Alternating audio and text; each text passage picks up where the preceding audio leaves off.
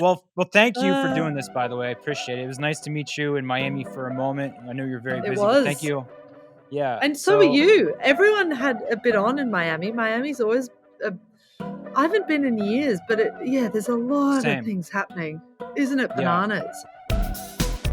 Hey, everybody. Welcome back to Clean Break, a podcast dealing with art and business powered by Always Art. I'm your host, Matt Gondek. Do you go every year? I used to. I haven't went. That was the first time in maybe 3 or 4 years. Just because, Yeah, I don't okay. think anybody went. I think that was like the first time anybody went back, and I don't know. It was just a Why? Was that lot. a COVID thing or just people were over it? I don't know. I think both. Yeah, I don't know. interesting. Like you know how as you get older, you're like, oh, it's gone to shit. But like you've gone to shit. Like I used to go and like do a bunch of. I would just like do murals and like drink, and like I don't really do those Yeah, anymore. So I was like, what the hell am yeah, I gonna go for?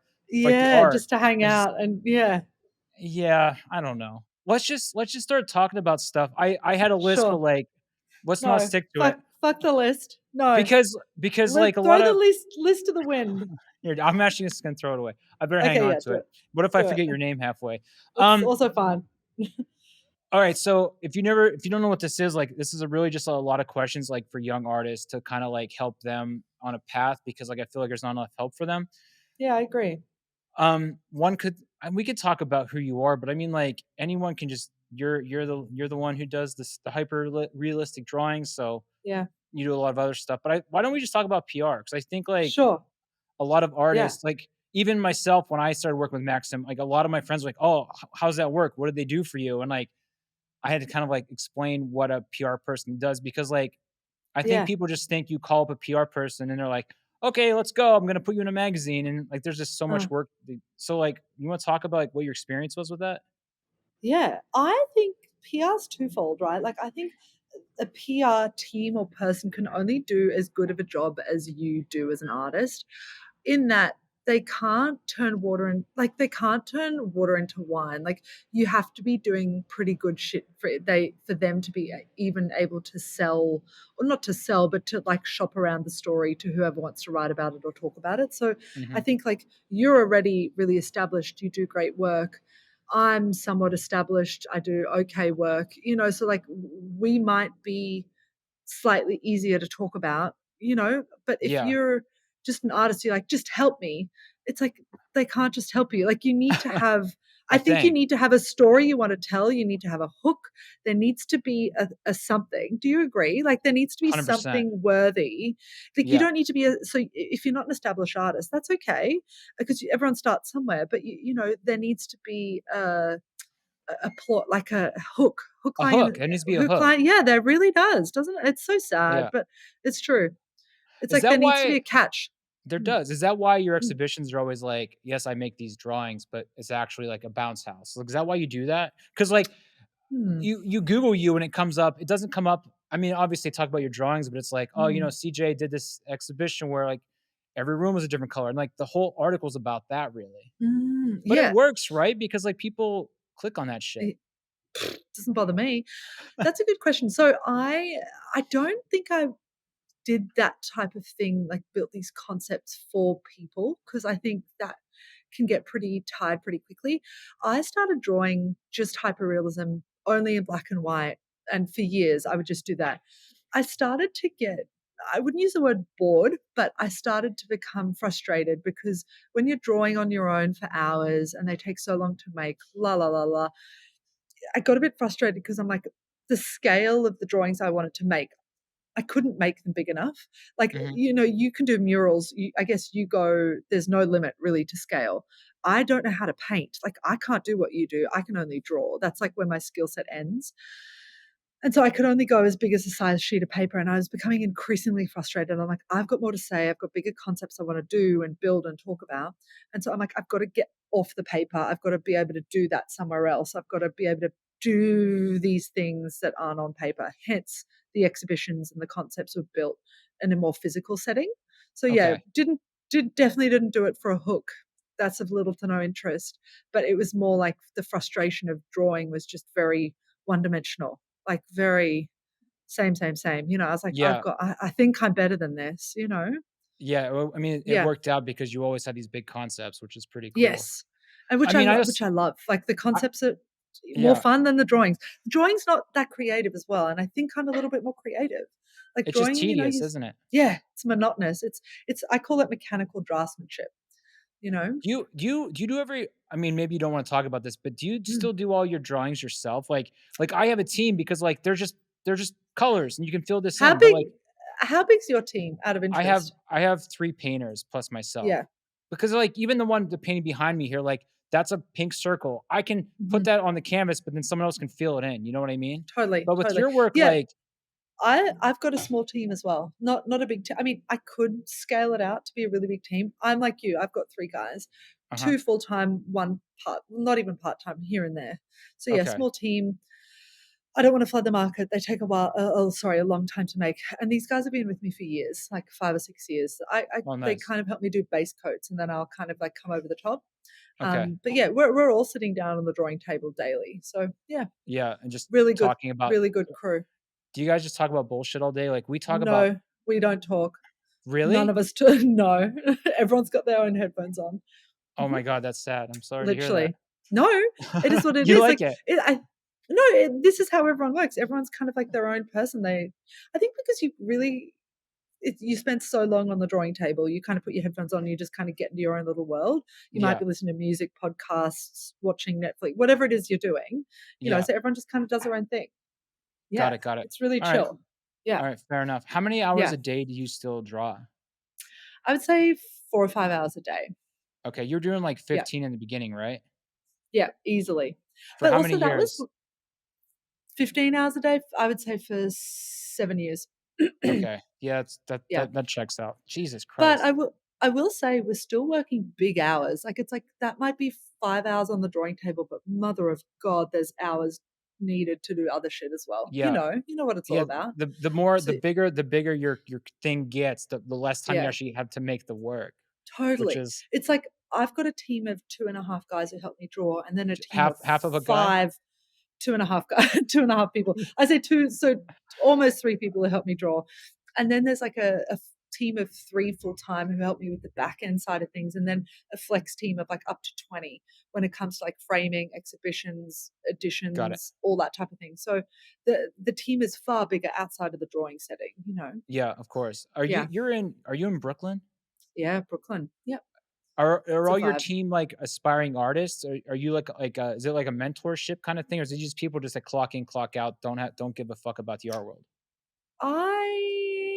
That's a good question. I don't get the sense that any of my team is an aspiring artist. They're all very skilled in other areas. Like, Tom helps with all the sourcing and really helps me a lot with creative.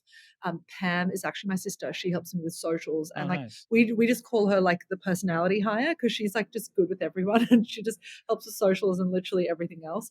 Uh-huh. Dylan is like all business on the back end. You know what I mean? And then there's like Got it. some of the other guys who'll frame, and they're just like there to do their thing. Yeah. Does your sister do the socials full time? I would say part-time.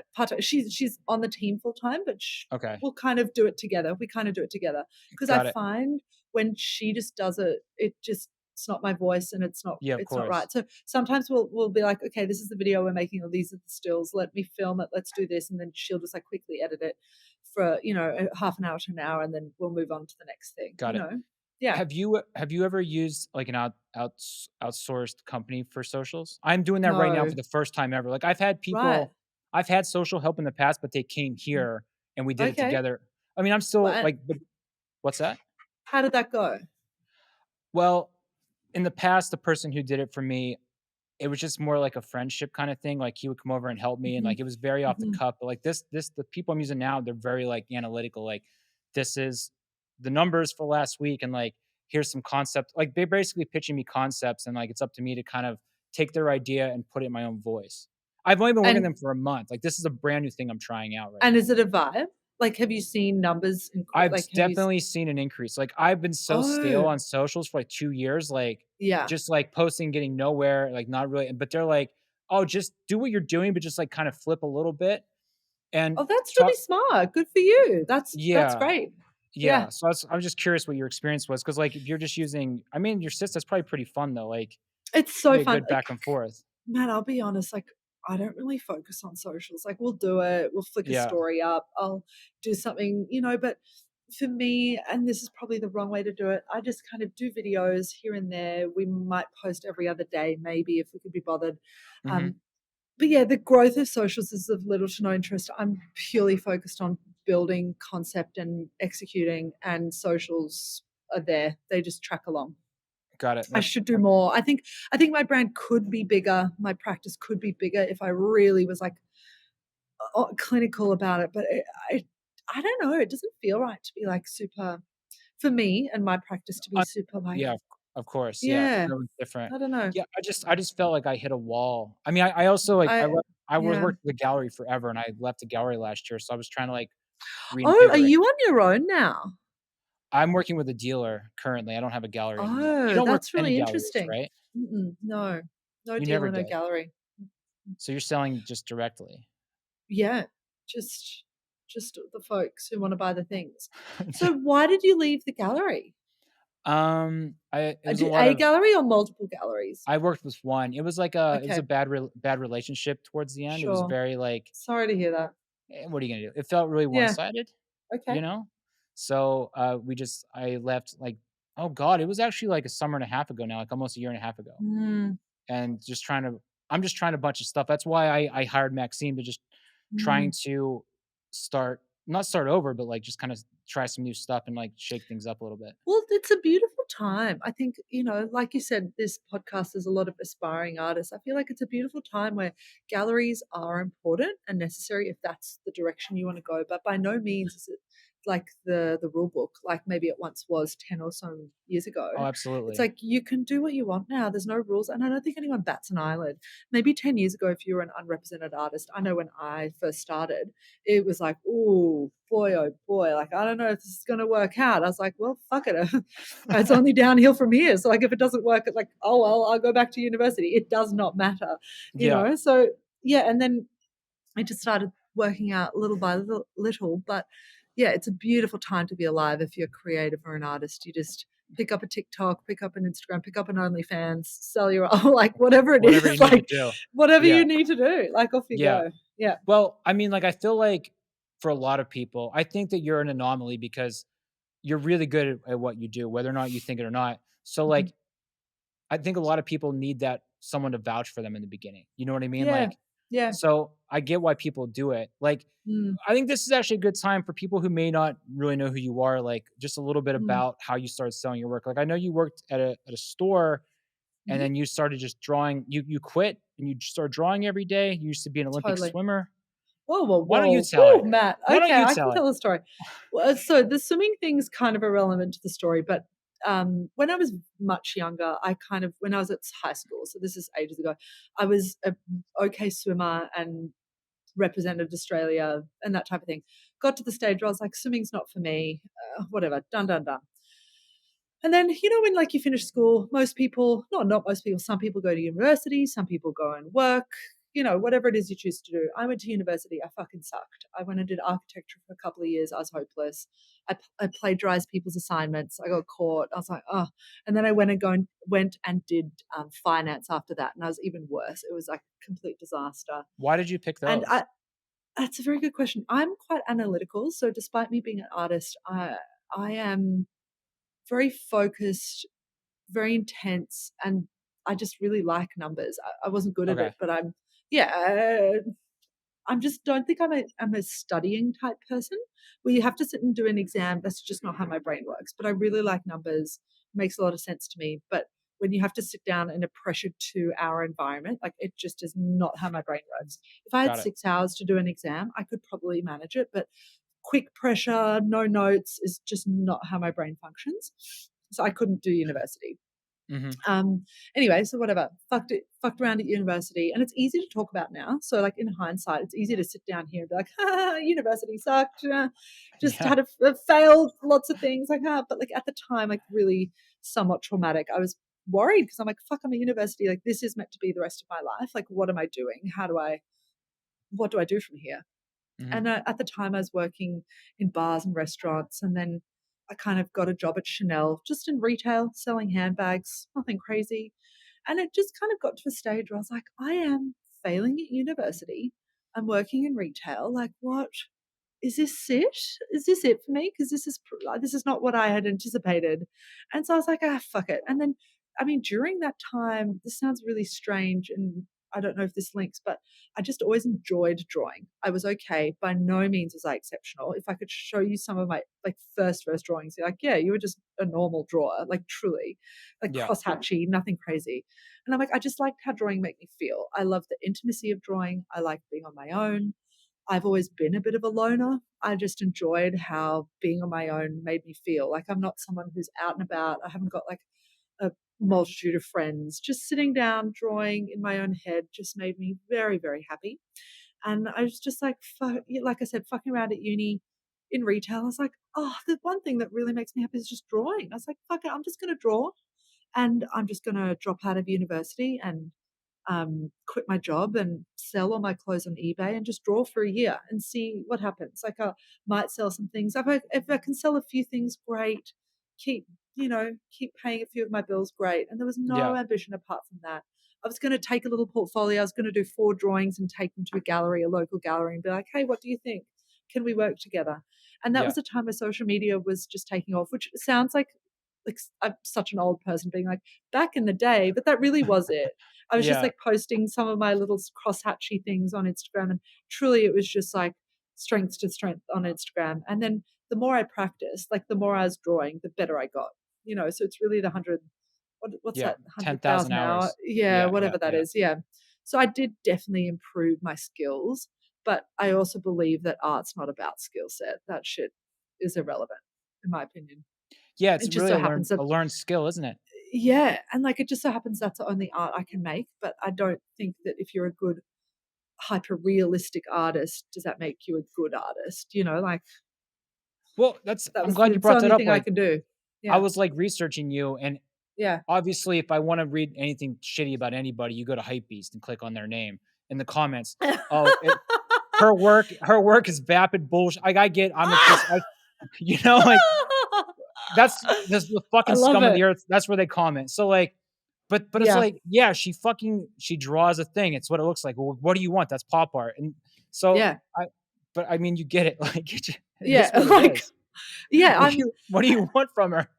yeah, like I'm not that's just I'm a human printer, like sue me. What are you gonna do? Yeah. But yeah, I think that is also, how we spoke a bit before, like, I went from drawings to building bigger concepts. I found hyperrealism very limited in the conceptual side. It was very literal, kind of like Mhm. you draw a pair of shoes, you get a pair of shoes. Like, there wasn't much to it. I Yeah. found that very frustrating. Very little creativity, very mechanical, and hence why I started to. I mean, I've cut out a lot of the cliff notes, but yeah, I went from just drawing, sold a few pieces via On Instagram, Instagram. right? Yeah. Yep, purely by Instagram. I started working with a guy called the Cool Hunter. This was years and years and years ago, I right at know the him. beginning. Yeah. Yep, Cool Hunter, Bill Tikos, really very, very, very clever guy, very brilliant marketer. We worked together for a number of years. So he helped me sell my works. I think it was like a 60-40 split or whatever it was. And I learned a lot from him. I owe a lot of where I am today directly to him, Cool. Okay. because he was just so confident. Like the confidence I maybe have now, I didn't have at the beginning. And so, how you said, like at the beginning, you work with a gallery, to They build your vouch for confidence. you. I guess he was my gallery in a certain way. And we Okay. were both completely outside of the art world. And he was like, let's just build an exhibition. I was like, yeah, sure. How do you do that? So, and then he was Mhm. just so, he had an extraordinary database and he would say, hey, here's CJ's work, and things would just sell like that. Then we got to a stage maybe 2 years in where we just kind of like parted ways and I started to do things on my own. Mhm. Um, Fell flat on my face for a little bit because I was like, what am I doing? How do I do all the back end? When I was working with him, I just had to draw. I was like, just draw, put something on Instagram, and that was the system. And Yeah. then when I went out on my own, it was like you really do everything. And I was like, fuck, I don't know how to do all that, but you learn Yeah. pretty quick, you know. Yeah, of course. Yeah, yeah. Yeah. Um, yeah, that's the real cliff notes of it. But I agree with the hype beast guys. It is very vapid. It's very simple. Hyperrealism is limited in its conceptuality and the conceptuality. And I just I have more to say in that regard. So hence the building of bigger concepts in the physical setting, I Yeah, find really kind of exciting. I mean, it must be I was trying to put myself in your shoes and, like, because you're Mm. sitting there for so long drawing, you probably have so much time to think of these ideas, like Y- Yeah, you give me too much credit. I don't spend much time thinking. I spend a lot of time just watching Netflix, like you do? Okay, listening to podcasts. Yeah, I do very little thinking when I'm drawing. It's just a fair really enough. nice time to zen out. Completely the most relaxing time of my day is when I can draw. Because yeah, you just like listening to podcasts, listening to people chat back and forth. Yeah. It's lovely. It's by What do you far the easiest what part of my day. what do you watch on Netflix? I've always series. Movies are too Okay. short. I need Yeah, long, chunky. Yeah, always okay. anything. Thi Just not really Alright. comedy. Sorry. Yeah. This year I'm watching Survivor. I don't care about these things, but somehow Ooh. yeah, you wanna talk about there's 33 goddamn seasons, and, like, I didn't think I'd care about it, but you get Oh no, really into you're it. invested. You know what Yeah. else? And did you ever hear of a show called 90 Day Fiancé? No, but I'll look It's into like it. it's like, let's say I met you on the internet and we start dating, and so you get a visa to come here for 90 days, and we have to get married in 90 days, but it's, Oh, like, super dysfunctional, and, like, I don't like these things in real life, like, I would never watch this, like, sitting down the couch with my girlfriend, but, like, no, I get I'm it. fucking so invested in this show right now, it's so I love stupid. that. It's like I Yeah, live for the Kardashians. I love the trash. Like it's just yeah, brilliant trashy TV. You know what I it mean? So it's like, it's perfect for yeah, when you're I working because you can just kinda just, like yes. Because yeah, it's so removed from my life. My life is so yeah, straighty 180, so normal. I got 2 kids. It's like, oh, it's so mhm, monotonous. So it's really nice to like delve into other people's trash. Yeah, I'm totally yeah. with you on that. When did you move to the States? Maybe 8, 9 years ago. We moved from Australia. So I'm Australian. I'm a Brizzy girl, so a Brizzy bogan. I moved with my boyfriend at the time. We're now married. But yeah, we'd only been dating a couple of months, maybe 6 months. That's pretty Like, and cool. he's like, "Oh, I want to move to New York." I'm like, "Oh, can I come?" Like, off we go. That was it. Um, that was it. Like nothing to Amazing. it. I thought maybe that I needed to get out of Australia. Australia is a little bit more conservative in art. This is Yeah, when I'd start, probably had a year and a half of doing my art thing. And I was selling a few things. I was like, the Australian art was just probably not the kind of work that I'm going to make. They mhm, really regard prizes and awards as like the you've made it in Australia. I'm like, that's irrelevant to the type of artist I want to be and the work I want to make. So I'm like, yeah. oh, let me just head over to New York. Like, seems like a more No open big place. deal. Yeah, like no Yeah, biggie. Let just go over there, and it seems like more of a open-minded place, and it is. New York is just like whatever the fuck goes. Like you can be yeah, whatever you want to anything. be. Yeah, like there's no rules here. It's really Yeah. nice in that way. Does your Um, husband have a company that sells prints? yeah, he Okay, does. that's It's called him, Andy okay. Blank. Yeah, Yeah, okay, yeah, okay, cool. Yeah, like, every day it's a new yeah. print for sale, right? Yeah, totally. Okay, So he's perfect. not an artist by trade. He's a business guy. So yeah, Okay, yeah, he has cool, that, cool. which was really interesting. Yeah. Was it super, like, hard to move here? I mean, I don't know what it's like 'cause I've always just been American. Have you always lived in LA? No, I'm from Pennsylvania, so, I mean, I moved Okay. but I never had to, like, apply for a visa and convince someone that I Yeah, could yeah, move yeah, into a yeah. country, you know what I mean? Like, that's Yes. really that's really what I mean. It's like, Yeah. there's so many people that Oh. listen to this that are like, "Oh, I wish I lived in America, but it's really hard." Like, Ah. so many people end up moving to Canada because they can't get into America. Oh, interesting. Yeah. It's the US has a beautiful visa with Australia. It's called the oh, I don't know all the numbers and letters. Anyway, it's quite an easy visa. It never used to be, but yeah, Uh-huh. it was relatively easy because of this new visa that's popped up. A lot of Australians are now living in New York because of the ease of this visa. Got it. Yeah, so we just came at that time. But yeah, lots of paperwork and that type of thing, but certainly not impossible. You just have to Okay. renew your visa every 2 years, but Got it, that's got it. not bananas. Yeah. So Okay. yeah, moving here was all right. Yeah. Yeah. Alright, fair enough. Mm. Let's talk more about selling artwork Okay. 'cause Yeah, that's go. something that everyone wants to hear about. So, Mm. you're doing it yourself. Like, I looked it on your website last night, and, like, the mystery box is really cool. I thought that was a great Yeah. idea. But, Thanks. like, don't like, maybe pretend like I'm asking as someone who's a younger artist who's just trying to sell, like, their first couple pieces. Like, what how did you get the ball rolling? Like, once you left the Cool Hunter and, like, you're by Uh, yourself, like, what were you uh, doing to kinda convince people to buy your work and, like, convince them, like, "Invest in me," you know? um, it sounds really weird and probably not the answer people want to hear. I don't spend any time trying to convince people to buy my work. Mhm. I don't, that is not what I spend time doing. I don't have a sales team. That's just not at all how I do things. It just, I think it's because the volume of work in which I make, which is not particularly high, has just lent itself to things being relatively scarce. So it just so happened via accident or just via the way that it is. It's like soz, there's just not much there. And so people are like, but we want it. I'm like, but you're going to have to wait like 2 to 3 years. Like I cannot make it quicker, And Yeah, like I said before, I could have a bigger drawing team. I could be pumping out hundreds of works, but it's just not not the you. brand. Yeah, it's just not for me. So, So I think, yeah.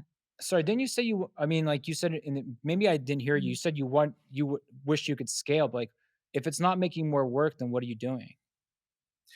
So I sell editions. You So do? Okay. so this is only a recent part to my practice. So I for a long time I was only selling originals. So it was just Mhm. like original pieces. I'd maybe do 12 to 20 a year, depending on the scale of them. And then I started to do editions, and it's never a print of the drawing itself. It's more of like the concept. And yeah, we'd frame the editions and sell them. And that's where things really started to kind of take off in a way. And Uh-huh. that's when I did my like first bigger conceptual exhibition in a warehouse in Brooklyn. We built like a house with all these different color rooms, Yeah. and we made a print of all these different color rooms, and people bought them. I was like, holy shit, wow. And then I guess like every time we've done a concept and an exhibition, we've kind of also sold print, not prints, but editions, framed editions to go along with that concept. Yeah. Okay. So that's Got it. kind of how we make money, and we do it all online. It's a Shopify store. Yeah. It's not some highfalutin thing. It's just anyone can sign up for a Shopify store. Like, Yeah, yeah, and we totally. might do 2 or 3 releases a year, not many. We've just Okay. had one. Um, yeah, and things will sell out within a minute or two, which is Yeah. awesome. But So once you're again, the only doing, quantity like, is 3 not high. releases a year. Yeah. Is wow, that I just So assumed you we would get only more than make that. about no, we only make money like 3 times a year. So, but the most money you're getting is from the additions. That's, like, the main source, or Editions, is it? originals, no, it's bit of both. Yeah, Okay. Got it. yeah, yeah. Fair enough. So, like, to give you an example, um, revenue last year would have been about 6.5 million, That's really good. which is, like, lower than the year before because I, like, purposely pulled back on a few releases, So it's like, Okay. Were you yeah, in the whereas whole NFT thing as well? yeah, a little bit, but wasn't Yeah. really a focus, yeah. So it's Yeah. just like I'm just like pulling back a little bit on the market. Like the year before was closer to 10, which these That's really numbers are okay. huge. Like this sounds Yeah. like really impressive, but like I spend a lot as well on exhibitions and my team, and I really believe in my team. And yeah, like I spend a lot to keep this alive. Yeah. But yeah, I've kind of like I pulled back on a release just to kind of just simmer things out a little. Yeah. Yeah, it does get Yeah. a lot when you're doing that. This is a Yeah. dumb question, but did I read Mm. do you have it's 22,000 square foot, your studio? Yeah, it's here. What I are can you show you. doing Well, with all that space? I'm sitting in the That's pretty corner full, of isn't it. it? Yeah, Okay. it's full of things. Yeah. We we use a lot of the space. A lot of it's just like storage. A lot of it we is like storage for framing of things that are coming up. So like at the Mhm. moment we have 20 pallets of frames sitting in one Got it. area. And then there's like a crew who's just left. They've been boxing up boxes which the frames will go into, and then those boxes, it's just we're constantly using all the space. My husband runs his business out of here, and then we've kind of like Mm. started this other like funny business which requires storage as well. So it's like just we always have like we're always up to something. We're always up to no Yeah, good, got it. and whatever that no good is requires a little bit of space. We What's the don't funny need business? 22,000. We don't need 22,000. We probably only need about 10 to 15, but we got Okay. 22. So it's like, oh well, you just Why spread out. why Yeah, why why not? not? Why Yeah, not? Yeah, yeah, of course. yeah. What's the funny business that you So have? it's super weird. Like I did an exhibition last year called Plaid. We built an Yeah. indoor children's playground. And usually with these exhibitions, we'll invest hundreds of thousands of dollars into like the fit out or the build of an exhibition. and we built an indoor children's playground in a warehouse in Brooklyn. And so we did this exhibition. It was a 3-day long exhibition. And usually when an exhibition's finished, we just kind of like tear it down, get a skip, throw that shit out, or recycle it where we can, and then move on to the next, start Mhm. planning the next one. And we were just kind of sitting there with this playground. And I was like, fuck, I've got 2 kids. I'm like, it gets really cold here in New York in the winter. Like, what do we do with these 2 kids of mine in winter? Like, nothing. Like, you tear your hair out, you tear your hair out at home, or you stick them in front of TV. And I'm like, let's just keep this playground up. And like, I'll just have it for my kids. Fuck it. And then I was like, fuck it, let me call the landlord, see if we can do a deal on rent. And so we got this deal on this warehouse, and we kept the playground there. We took over the lease of the warehouse next door. So it's like essentially like a 10,000 square foot warehouse. And we just built an indoor kids playground. And it's like, it's huge, and it's stunning, I think. Is But it just like yeah, people can come there and use it? totally. Just for mainly for kids. Like I'd say kids up to at least like 12 come and play and like muck around. And there's like Uh-huh. a giant bouncing castle. There's like a 5,000 square foot bouncing castle in there. There's like a playground. It's a very sensory space. It's like very Yeah. for sensory seeking kids. But yeah, we just kind of started by accident. It seems to be working. So we're going Great. to open another location. But Okay. it's a really lovely creative outlet that's got nothing to do with my art, although it has a lot to do with my art because it's fitting out in a very creative way these beautiful spaces for kids. I don't Yeah. know. Yeah. No, that's great. Anyway, super weird, Cool. super unrelated, but yeah, No, it's really nice of you to do. yeah. It just exists. Yeah, Um, it's just this thing. No big deal. is that kind of like in terms of like coming up with things to play with? Is that the basketball hoop? When I met you, you had the basketball hoop thing in Miami with like Mm. all the different Mhm. nets. That's where that Yeah. all came from? That's kind of also, I think, part of it. Like, how I said, like my exhibitions, we kind of build them and they cost all this money and they're so temporary, Yeah. and I love building these exhibitions, but temporary, it frustrates me, the waste and all that. Like I said, we recycle where we can, but, now my focus is more towards public art because public art is more permanent and it's more user friendly and that people can enjoy it for many years to come, hopefully. So Yeah. Miami was my first kind of foray into public art because, yeah, my frustration's getting a lot with these temporary exhibitions. Like we put all this effort and energy in for 3 days. Like, come on. So yeah, Yeah. the hoop That's tree was cool. It was like nice. It's still there. Like people can still go and play with it, which is Did I really anyone win like. the $1,000,000? Wasn't there a Someone prize if came you could? Someone came really close. Someone got 32. Can I tell you what happened? I almost died. Yeah. So I was not there that day, but the crew were there, and they just kind of like just standing there handing out balls. And someone goes, "Oh," to this guy just walking past, like, "Hey, do you want a ball? Do you want to start shooting hoops?" He's like, "Oh, I'm on my way to work. Like, what is this?" And they're like, "Oh, just take a ball. If you get off 34, you get $1,000,000." It's like, "Oh yeah, I'll give it a go." He just started getting like boom, boom, boom, boom, got them all. Just random white guy, not sporty at all, just clearly a shooter. And he got to like I think 28, no misses, and everyone's like, my God, what the fuck? I think he missed 2 overall, and he's like, "Oh, I'll come back after work and I'll get them Don't all." come And back. everyone's like, Jesus Christ. But yeah, there were a lot of guys who got really close, but it's funny because it's almost like more of a netball shot because you don't have a hoop, you don't have a net. I'm sorry, you don't have a hoop. Yeah. You do have a hoop, you don't have a backing board, you don't have a net. They're all at different heights. Yeah. It's a little bit more of an unusual shot, I think. I don't know Um, shit about basketball, but yeah, that's yeah. I that's what mean, I've been as told. fuck, I guess it's Yeah, a good thing he didn't get all of them. super good thing. But like Yeah. if someone got them, like it is what it is. We would have Yeah, I given them mean, the yeah, you money, but promised them the money. Everyone yeah, listening, yeah, totally. just like there was 34 hoops, and if you got all of Yeah, them, you got the $1,000,000. yeah, Is that yeah. just like forever? I mean, how would you prove it? Or is that just No, like that for was just that financing? was just for the period of All time for right. the exhibition. Did you get Yeah, any shit? Like I was talking to you about my assistant today. I'm like, "Oh, yeah. CJ." She's like, I brought up the basketball hoop. Did you? She's like, "Oh, someone else did that like years ago." Did you ever get any trouble? I'm not There's trying a to lot of shit on people you, who but no, like, it does not bother okay, me at all. A lot of people have done basketball hoops before. I could probably yeah, rattle that's off what. like 10 names. Yeah, yeah, yeah. Yeah, So no, I exactly. think, like I said, I'm a big believer in copy, manipulate, make it your own. Hmm. So yeah, if you're blatantly copying, like best of luck. But yeah, I just kind of like of all the 10 people, like, you see all these different basketball hoops, you kind of mash it up and you make it your own. So yeah, Lots of Yeah, people have done basketball hoops, hoop absolutely. trees. Yeah, Uh, yeah. I'm glad you brought up copyright stuff because Yeah. Mm. I actually have a call tomorrow with, the Andy Warhol Foundation. I'm from Oh, Pittsburgh. wonderful. And Yeah, and, what are you chatting to them about? I'm gonna go back home and do this project with them. I'm from Pittsburgh. Fab. Yeah, I okay. heard that you talked to them in the past too, and I So really like we that story.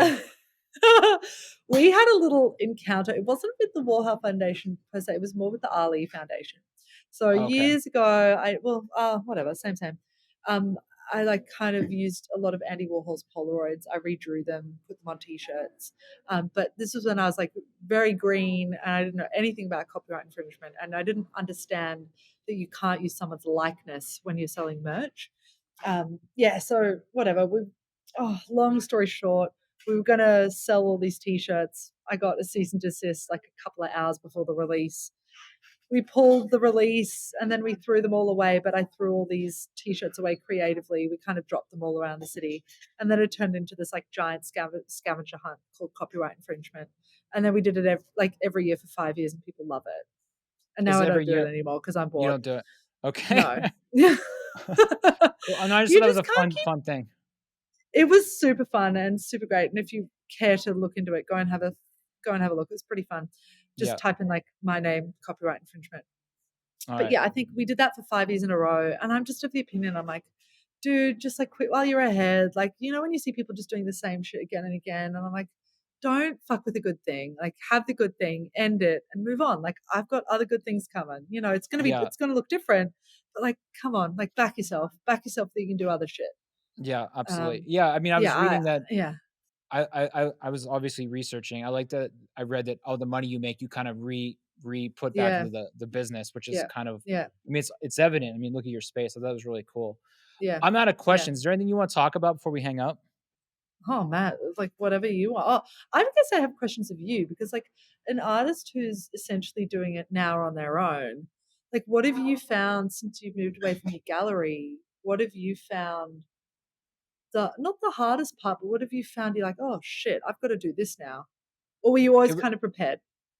I mean, I was always kind of prepared. It was just the marketing. Yeah, Like you said yeah, earlier, okay, I all I had to do was make the thing and then put it on the Instagram and that was it. But yeah, now we're yeah. having to like talk to people and stuff.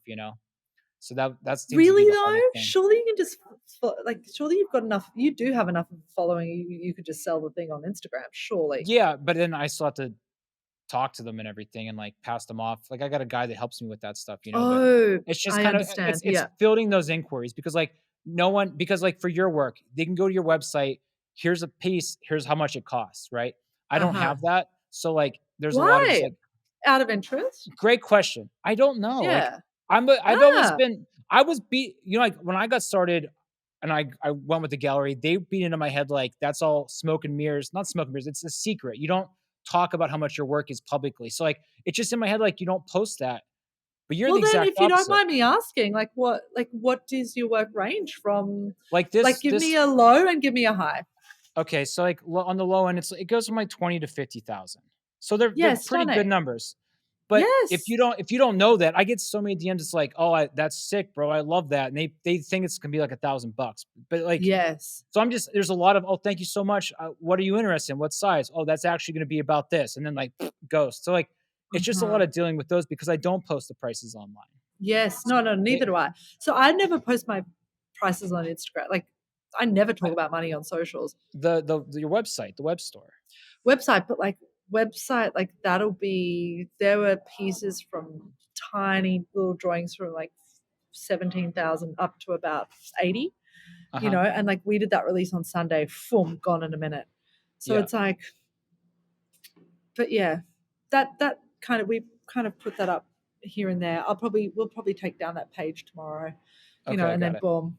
Yeah. Yeah, yeah, yeah. So very Yeah, rarely are those prices like price is public. publicized. I mean, Yeah. so Yeah. who's fielding all I'm sure you're getting these same DMs I am, like, "Oh, I love Mm, whatever, like, how much is it?" Like, is mm. someone spending time responding to all those? You just don't even Yeah, care? I've got no, no, no, no, no, no. I respond to everyone. I still do like I said, I still do a lot of the grunt work of the socials, and I really Okay. like responding to people, so I get a sense of like what's going on.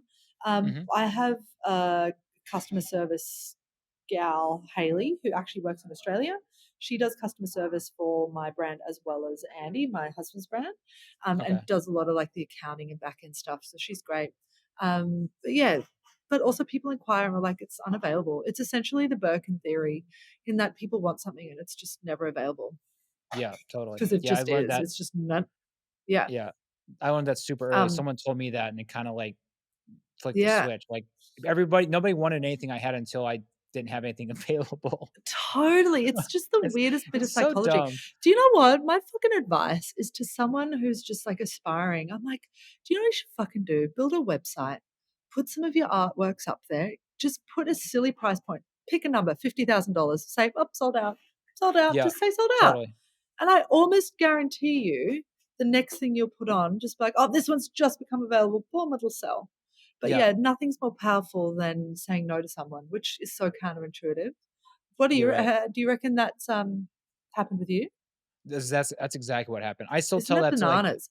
young people, like, when they're Yeah, trying to sell anything, I'll tell them, "Do a print release and just, like, sell it out in an hour if it sells out or not," and just so people yeah, start getting the idea that your work sells out. Like, I tell yeah. that to people all the time.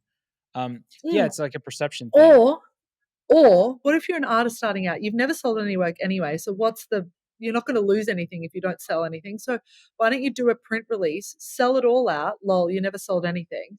And so people are like, holy shit, I didn't even get one. You're like, yep, sorry, missed out. I saw like the 100 went.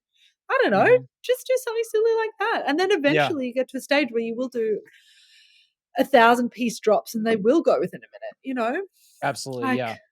I don't No, yeah, know. Just I also completely agree. fucking what works for someone doesn't work for someone else. Like it also depends on your risk tolerance. Like my risk tolerance is very high. I invest a lot into building stupid shit and making sure my product is as stunning as it can be. You know what I mean? Yeah. So it's just like whatever you want, whatever the artist you want to be, go for it. Like, Do you yeah. still get nervous? Like, even though, like you said yourself, they sell in a minute, do you still get nervous the day before that release if you're only doing, like, 3 a year? Like, "Oh, I'm not gonna sell any of these." I No. get that, I still get that. Do you? How often do you do releases? Oh Hang my on, but god. if you don't have a website, how are you doing releases? I need to No, understand. Are you just doing we this we by Venmo? Like, how does it like, are you just doing like Yeah, a it's little out of my PayPal trunk in my transaction? car. Like, yeah, how's this Yeah. working? No, Like, we have a web store, but okay. we sell editions and, like, clothing. I my Oh, fine art is sold through email and, like, the dealer and everything. I I I'm strictly understand. talking about, like, editions, like, we use our website to sell edition work, and, like, they Yes, sell out. yes. Like, we do the mailing list, like, if it's available to the public at noon, the mailing list can get it at 9 a.m., and that's how we sell 95% of our stuff now is, like, Got it. people that's and it sells out really, really quickly, but I still get Like this, like, in that, my head, like, we're not gonna sell what would anything. be your what would be your yearly revenue? What would that number look like out of Oh, interest? wow, If you're you really are gonna ask that. prepared to say it. Yeah, but if Um, you don't want to, it doesn't bother about me. it's well, the best year ever was 2 point or I'm sorry, just, like, 2,000,000, and, like, last year was, Mhm. like, 1.4. That's where we're at. Yeah, that's amazing. Yeah, It's really good, but yeah, obviously you always want yeah. more, and, like, Of that's why course. that's why I asked about the NFT thing, 'cause, like, I was never invested in it either, but, Mhm. I just was the one of the guys that owned one of those companies was a fan of mine, so I'm like, "Sure, whatever," and it just felt like I Mm, hit the lottery, and mm, there was a mental thing where I just thought I had to hit that number every year now, like, that year was, mm. like, way more, but it was just like I won the Yeah, lottery that year, and I had to, like, just, yeah, like, let that go? I understand, yeah. I think, Yeah. yeah, we made, like, like, maybe 500,000 on an NFT release once, but, like, we hit it at the height, and then Yeah, I was just like, totally. this is not worth Not sustainable. worth, that sounds great. It was great, but it's just like, it's not my interest. This is not the artist I Yeah. wanna be, and I was like, It was a just whole staying other true to thing. myself. It was cool for a minute, but yeah, it's not for me. I don't understand it. Yeah, It's just not my strength, and I just was like, let me just agreed. keep building my strength, which is my drawings, my exhibitions, my editions, and that's what I Yeah. want to be. And everyone's like, you should do NFTs. I'm like, it's not for me. Like, I don't know how to My keep manager, that up. Andy, was like, if in a perfect world, my manager, I would have quit making fine art completely and just went digital. Yeah, Like, that's what he wanted. yeah, I just found it ah, like, the fan base was so different. Like, someone mm, buys your print or a painting, they buy it, they go the mm, fuck away, mm, respectfully. But, like, mm, someone bought an NFT, they, like, message you like, "Hey, can I get something for free now?" Like, when and, like, constantly mm, engaging, it's like, I just don't have time, like, I'm busy making things. I mm. just couldn't handle, how much engagement there was. I'm also That's funny. antisocial, I guess, on I Yes, don't know. okay. Ah, interesting. Yeah. Mhm. Ah, that's very interesting. Well, Matt, see, like you're an extremely you'd be in one of one of the highest percentages of artists out there making an amazing living from their art. Like it's Totally. an amazing position, like but I do understand that there's a lot of artists who are wanting to start out. I'm like, yeah, I very rarely delve into the advice department, but yeah, I'm just like, you just got to figure out the art you want to be, like the artist you want to Well, be. And to be fucking honest, just make good shit. Just yeah. do good shit. Like that is where it all starts. Like make it great and people will notice it or they won't. Like if you're just trying to make quick cash, just forget it. This is not it for you. Absolutely. Well, since Yeah. we're being so candid, like, how did you Mm. get to those high numbers? Like, is it I mean, you said your print editions are like editions of 1,000? Yeah. Or 1200 or 15. Yeah. Yeah. Okay, like, what's the price point on a 1,200 edition print? Oh, anywhere, call it 800 to 900 bucks. Okay, so that's really low. Yeah, How are you but pulling that's that high. much money from that? What do you mean? Okay, so let's just say they're $1,000 a piece. Let's say it's an Mhm. edition of 1,000, that's $100,000. You're doing it 3 times a year, that's 300,000. No, that's 1.2 million. Is it my math? I'm not a numbers person, That's I'm so okay. shitty. No, that's okay. So Okay, yeah, that if is you're pretty selling good. no, that's $1 million on just editions. Then you got Okay, originals, and then yeah, I do commissions in the year, and then yeah, we've got other things, you know. So got it, yeah, got it. it's like yeah, yeah. Was So yeah, was just on editions, you'd be moving 1 million of inventory. okay. Was there any, like, thing you did to, like, scale that? Because like, I'm always so concerned that's, like, a hang up of mine, like, I wanna scale this bigger. Yeah. Was that just something that happened to you, or was there, like, a conscious thing you did? I think we just tried. I think the first time I did editions, it was maybe we sold 200 and they sold. I was like, fine. And then you stretch a little more. And then I think like 1,200 is like the real limit because you really don't want to flood it too much. Although that's a huge amount. That's a big amount of product. Yeah, yeah. But yeah, some runs will be different. Like for the hoops, for the basketballs, that was a 600. That was only 600. I say only Mhm. 600, and those are only available to past collectors. So Oh, right on. not everyone was invited to purchase from that release, and Got that sold uh-huh. out really quickly, which I'm very grateful for. But yeah, I just like every single dollar. You brought this up before. Like every single dollar I make, I reinvest completely back into this because I'm like I'm not even close to my peak as an artist. I don't think, and it's like yeah, I just reinvest it all into bigger shit because I'm like oh well like really what am I going to do with the money fucking not much. So I'm like Yeah. may as well just build more I call it building more stupid shit because that's really what it is. It's so unnecessary, it's silly stuff. In the overall scheme of things it's very silly. Sometimes it's a bit visually pleasing, sometimes it's not, whatever floats your boat. But yeah, Yeah, we just have so much fun doing it. Got an epic team. Like that's great. it's yeah, it's I good. mean, it's really credible, like, you'd be surprised how many people I talk to, like, at the level we're at or whatever, that Mm, they can't seem to keep a team, like, I've had one guy for 5.5 years, mm, someone has been here for 3, but, like, a mm, lot of my peers around in LA, they're just go through assistants like water, they just can't hang on to mm. anybody. I don't know if it's, like, how they're managing them or if it's just, like, the people they're finding, but, like, how are you able to find people that stuck around so long? I think that's a good question. I don't know. You probably would be a better person to ask. Like, how have you found them to stick around for so long? I think can I actually can I answer before you Yeah. you answer? I feel like because you're also making money, you're able to pay people. Well, Maybe yeah, there's for some yeah. people. I don't know. Maybe that's got something to do with it. I don't know. I've But yeah, I don't. always Mm, treat them like a human being. It's like it's as cliche as that sounds, like, I'm very open with them about everything, and, like, mhm, they know my mhm, faults, and, like, I'm just fucking open with them, and, like, I ask them for help, and, like, I don't mhm. know if a lot of my peers are doing that kinda stuff, maybe. I don't know. That's really admirable. You should be really proud. And yeah, if you've had people who've stuck around it that long, that's freaking awesome. Was that But how yeah, you're doing it? I mean, yeah, I've had team with me for a long time, but yeah, like we're all just like in it together, just doing shit. I pay my crew really well. Like I'm not trying to dodge a dollar. Like I want them to live a good life, and I pay Mhm. them as well as I can. And yeah, they all do a great job. I'll tell them when they fuck up. Don't worry. But no, it's not even about that. Like everyone's just doing an incredible job. Um, Okay. yeah, Fair I don't enough. know. But I think, I yeah, I don't know. It's beyond something to before just think that, about a lot. I feel I don't spend much time thinking about it. I'm just grateful to have people who are smarter than me working with me, Yeah. which Yeah. is No, great. that's great. Yeah. Yeah. Cool. I have nothing else. Do you have anything Yeah. else? That I don't. I mean, I'm sure we could like spitball forever, but yeah, Yeah. it's just a real privilege to chat. And I think, yeah, you're doing really good. I think to have this podcast ripping and running is really great. Keep it up. Thanks. Yeah. Yeah. Appreciate it. Thank you very much. Yeah. Yeah. And I Thanks for your appreciate time. chatting with you. Really do. Yeah. Yeah. I'm glad we Yeah. finally got to do this. It was cool to Yeah. meet you very briefly in Miami, but Yeah. I'll talk to you later. Yeah.